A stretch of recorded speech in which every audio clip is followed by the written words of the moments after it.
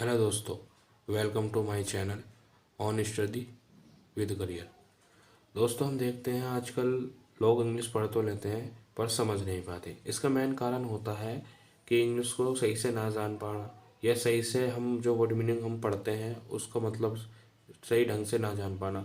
तो जो बच्चों को दी जाती है गवर्नमेंट की तरफ से बुक्स, उनमें जो पोएम या स्टोरीज होती हैं हम उनको रीड करते हैं हमारे चैनल पर, और उनको समझते हैं। उनके जो वर्ड्स होते हैं उनके वर्ड मीनिंग को याद करते हैं और उनको यूज़ करने की कोशिश करते हैं। ठीक है दोस्तों, आज जो स्टोरी है बड़ी इंटरेस्टिंग स्टोरी है। एक लड़की के ऊपर स्टोरी है गाइस। ये एक जो मतलब आँख से देख नहीं पाती और सुन सुन नहीं पाती वो लड़की। तो हम उस स्टोरी को रीड करेंगे और आपको बहुत मज़ा आने वाला है इस स्टोरी में। तो आप इस स्टोरी को सुनिएगा और ध्यान से इसको पढ़िएगा। ठीक है गाइस, आइए हम रीड करते हैं। स्टोरी का नेम है guys Helen Keller. Helen Keller. It was the summer of 1880। A healthy baby girl was born in a small town and अल्बाबा।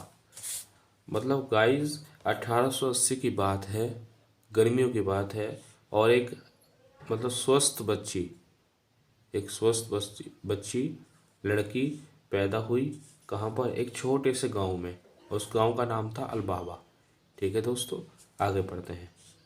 Her parents loved her dearly and named her Helen Keller.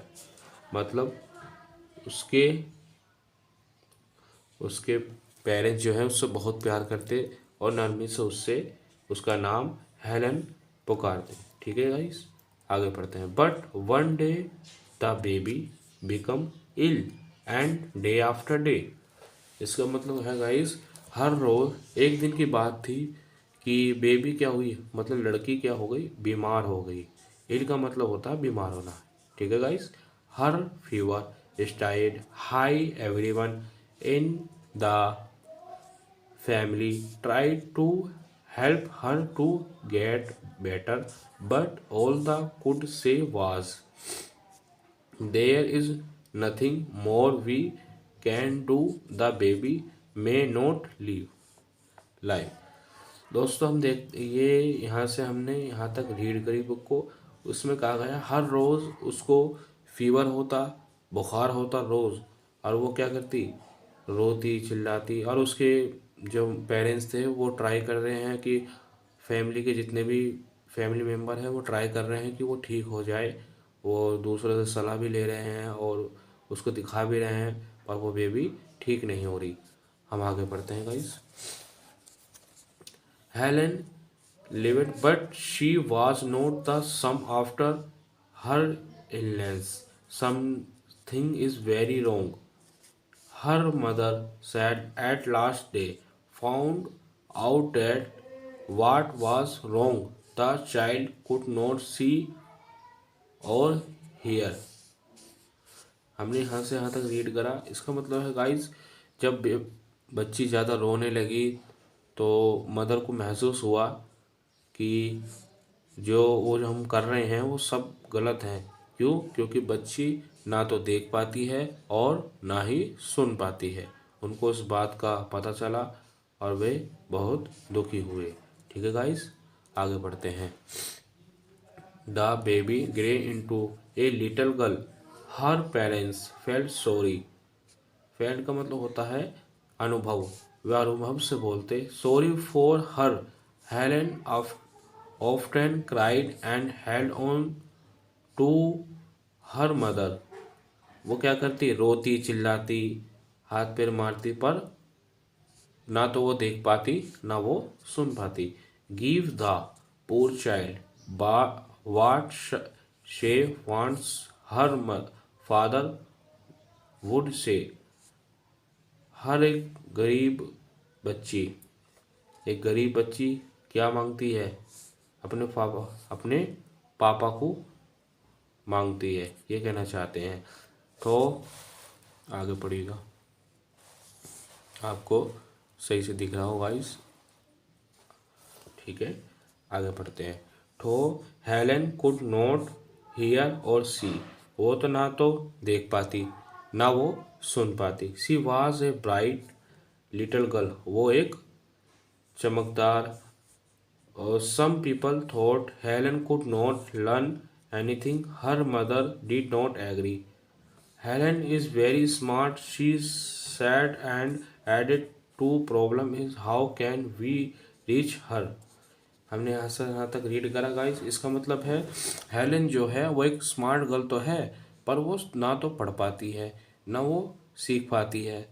ठीक है guys, यहाँ से यहाँ तक ये कहा गया, उसकी यही एक प्रॉब्लम है। She is locked up inside herself, Helen began to grow, will she would not let anyone comb her hair, her clothes। वो क्या करती, अपने कपड़ों को, वो जंगलियों की तरह रहने लगी।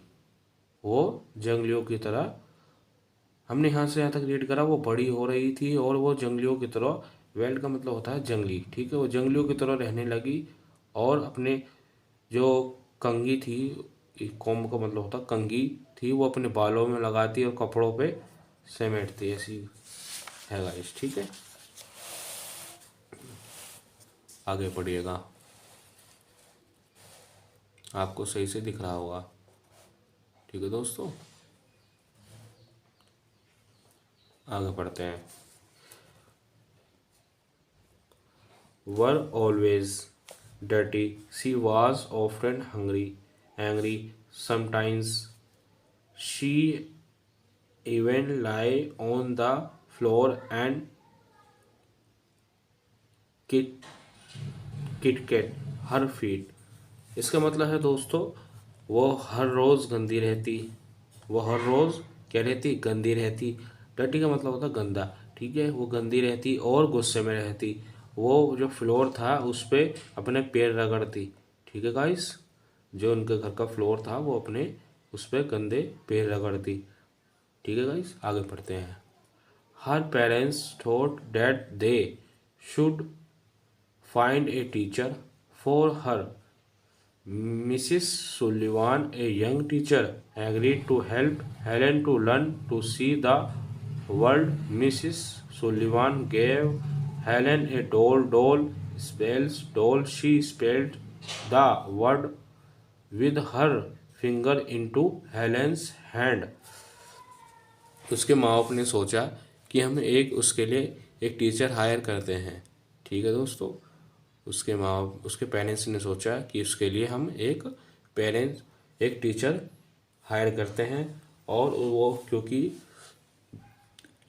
वो ना वो किसी की मानती थी और वो जंगलियों की तरह रहने लगी थी। हमने पिछले स्टोरी में आपको पढ़ाया इससे पहले वाली पेज पे, तो ना तो वो किसी की मानती थी। ठीक है, ठीक है दोस्तों, तो उसके पेरेंट्स ने सोचा कि जो टीचर है उसको कुछ सिखाएगी वो दुनिया के बारे में और चीज़ों के बारे में। ठीक है, आगे बढ़ते हैं। और उस टीचर का नाम, वो जो टीचर थी यंग थी और उसका नाम था मिसेस सुल्लिवान। ठीक है दोस्तों, आगे बढ़ते हैं। आपको क्लियरली दिखाई दे रहा होगा दोस्तों, जो वर्ड्स हैं हम उनको रीड कर रहे हैं, जो आपको डिफरेंट लगे वर्ड्स उनको आप नोट डाउन कर लेना और उनको बाद में याद करने की कोशिश करना। ठीक है दोस्तों, आगे बढ़ते हैं। She made the letter with special hand sign, Helen copied her teacher and spelled all too, but she did not understand what she was going। हमने यहाँ से यहाँ तक रीड करा दोस्तों। इसका मतलब है जो एक टीचर ने उसको एक डॉल दी और उसके हाथों पर एक कुछ लेटर्स बनाए और उसको कहा कि इसको तुम लिखो और इसको समझो। ठीक है, हेलेन ने वो ऐसे ही करा, उसकी नकल करी, उस वर्ड्स की नकल करी, उसको समझने की कोशिश करी। पर यहाँ लिखा है understand what she was doing, उससे कुछ भी समझ नहीं आ रहा था कि उसके साथ हो क्या रहा है। But Helen like in Mrs Sullivan, she was strict but kind. Strict का मतलब होता है कठोर और काइंड का मतलब आपको मैंने पहले ही बताया है, तो दयालु। She spelled a lot of words for Helen on her hand day and night to make Helen understand. जो सुल्लीवान टीचर थी उसकी, वो स्ट्रिक्ट थी, कठोर थी, पर दयालु भी थी, और उसको हेलन पसंद करती थी। ठीक है गाइस, शी वांट्स, हमने यहाँ तक पढ़ा। इसका मतलब है वो वर्ड्स को याद तो करती, उसको समझने की कोशिश भी करती, और उस टीचर ने उसे दिन रात उसको उसके हाथों पर वर्ड्स लिखे, उसको समझाए। ठीक है गाइस, आगे बढ़ते हैं। One day her teacher made Helen put her hand into running water. एक दिन की बात थी कि उसका हाथ जो है हेलेन का, उसकी टीचर ने पानी के अंदर डाल दिया। तो उसको समझ आया कि पानी जो है गीला होता है, तो उसने पानी लिख दिया। ठीक है ठीक है दोस्तों, आगे बढ़ते हैं हम। Then she spelled water suddenly Helen understand what that water meant something wet running over her hand. ठीक है दोस्तों, जब पानी चलता हुआ तो चल रहा था, तो उसमें हाथ डाला उसने, और वो उसको समझ गई कि ये पानी है। She understand that words were, आगे पढ़ते हैं, were the most important things in the world. Words would tell her everything she wanted to no.